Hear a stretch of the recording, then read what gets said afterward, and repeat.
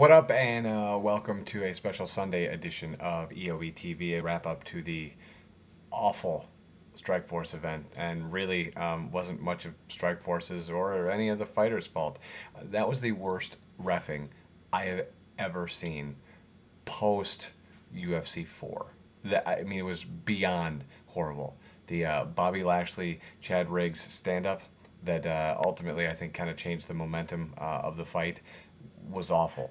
And let's not overlook the KJ Noons George Gurgel fight, which was beyond awful. This is not KJ's fault. The illegal knee, I think we could probably have a debate about the illegal knee because I don't think he spent much time in Japan in the last couple of years. So in boxing, I'm not sure that you can drop a knee on your opponent when he's down on all fours. But I haven't boxed in quite some time. Maybe they changed the rules.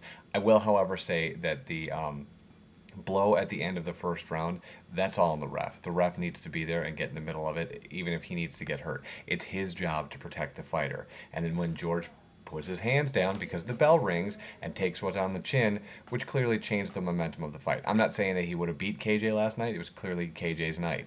What I am saying is he didn't even know what planet he was on heading back to his corner. And that's not a great way to start the second round.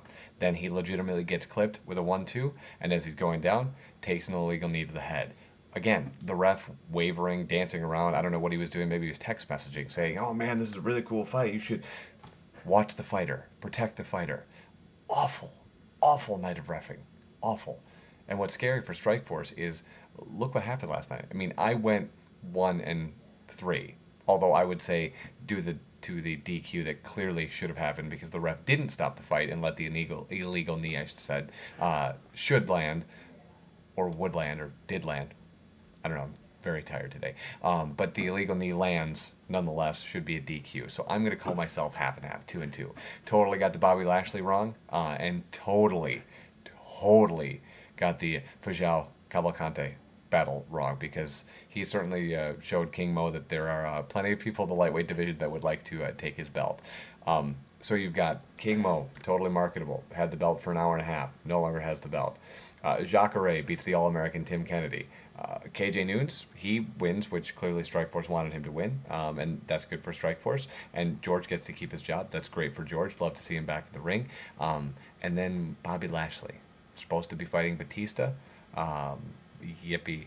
But I think everybody thought that he would roll right over Chad, and that clearly didn't happen, in part to horrible reffing, in part to some cardio issues, in part to a bad game plan, in part to Chad's skill level.